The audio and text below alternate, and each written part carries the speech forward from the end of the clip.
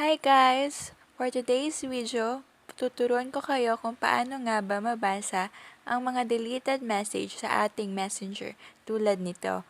So keep on watching!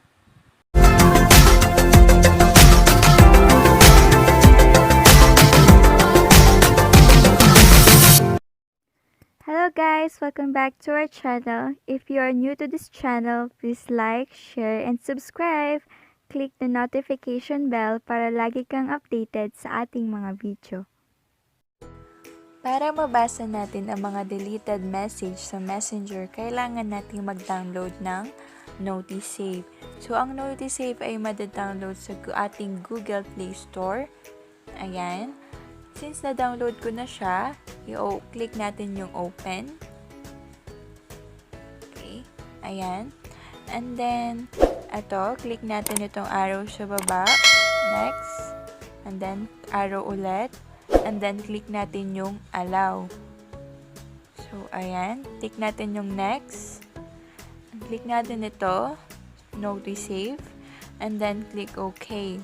So, balik tayo. Back. And then, yan guys. Naglo-loading na siya.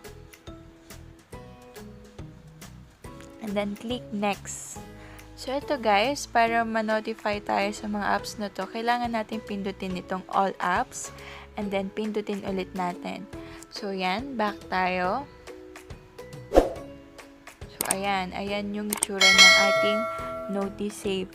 So, try natin siya guys. So, message tayo sa messenger. Ayan. So, for example, mag-message ako sa isa kong account na, for example, hi. Ayan. And then, click natin to. Then, remove for everyone. And then, click remove. So, ayan. You remove a message. Tignan natin sa isa kong account. Ayan. So, bright, remove a message. So, titingnan natin ngayon sa Notisave kung ano nga pa yung dinelete ko na message. Okay, click Notisave.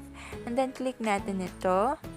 Ayan. So, yan, makikita natin dyan yung dinelete ko na message. Ayan, guys. Makikita mo dyan. If you like this video, guys, please don't forget to like and subscribe. Thank you for watching.